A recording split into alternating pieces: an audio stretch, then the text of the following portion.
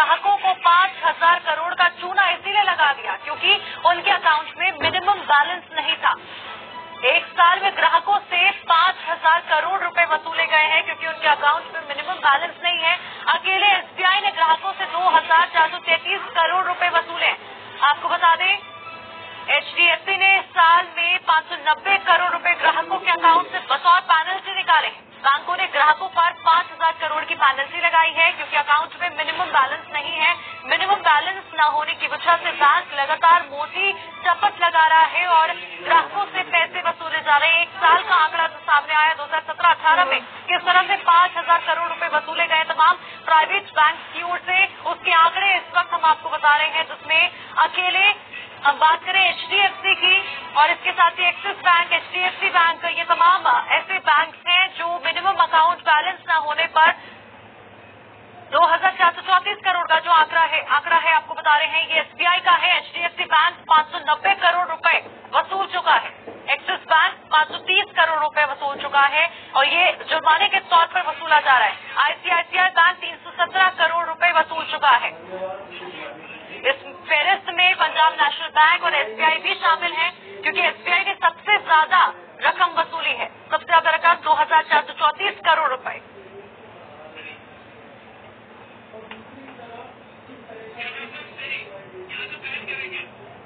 हमारे साथ आर्थिक मामलों के जानकार राजेंद्र अरोड़ा जुड़ गए हैं। राजेंद्र, आपका स्वागत है सूर्य समाचार पर। अब हम आपसे सवाल पूछ रहे हैं, 2017-18 में जिस तरह से आंकड़े सामने आए हैं, चाहे वो प्राइवेट बैंक हो चाहे गवर्नमेंट बैंक हो, वो जुर्माने के तौर पर क्योंकि अकाउंट में मिनिमम बैलेंस नहीं है करोड़ों रुपए वसूले गए हैं।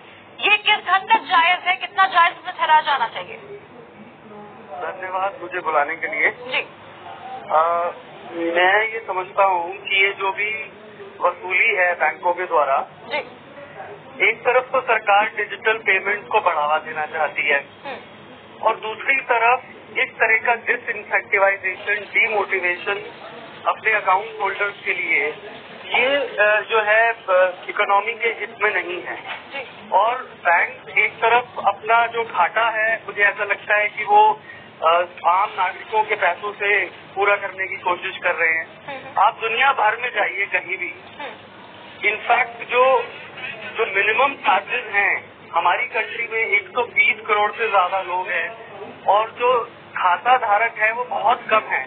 एक तरफ सरकार जो है जनधन योजना को प्रोत्साहन दे रही है और दूसरी तरफ बैंकों में, स्पेशली नेशनलाइज्ड बैंकों में, ये पॉलिसीज जो हैं ये चीजें ठीक नहीं है।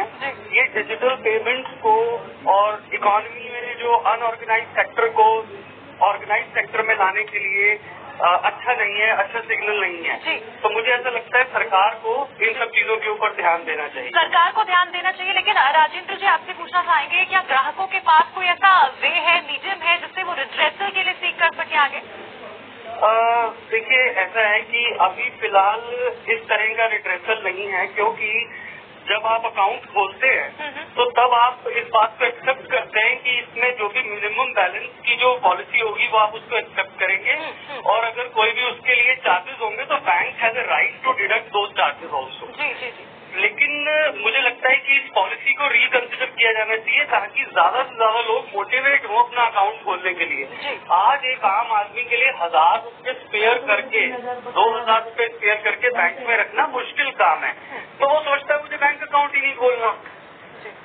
तो इसलिए ये चीज एड्रेसल के लिए मैकेनिज्म अभी फिलहाल तो नहीं है, लेकिन पॉलिसी को रिव्यू किया जाना चाहिए। बिल्कुल, शुक्रिया राजेंद्र आपका तमाम जानकारियों के लिए और अपना पक्ष रखने के लिए। जिस तरीके से हम बात कर रहे हैं एक रिड्रेसल मीडियम की, वो नजर नहीं आता, लेकिन सरकार पर ये पूरा दारोमदार है कि वो इसको रिन्यू कर सकता है। बैंक जिस तरह से लगातार मिनिमम बैलेंस के नाम पर कटौती कर रहा है, ग्राहकों के पैसे काट रहा है, उससे जो मुनाफा, मोटी रकम जो कमा रहा है, उस पर एक वे मीडियम होना जरूरी है यहाँ पर।